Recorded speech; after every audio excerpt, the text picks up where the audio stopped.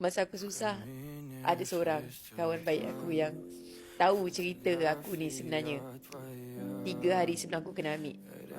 Kau tahu siapa? Oslim Wati. Aku sempat bercakap dengan dia. Oh ya. Aku cerita semua kronologi. Ya. Oh Kak Azli. Masya Allah. Aku dapat cakap dengan dia.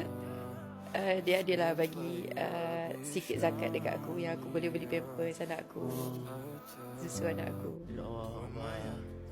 The moment dia bagi duit tu, sebab anak aku dalam, dia favourite dia suka makan ayam tau. Aku dapat bagi anak aku makan ayam goreng. Masya Allah. Yang boleh weh. Dia selalu sebut KFC, KFC, KFC, budak kan.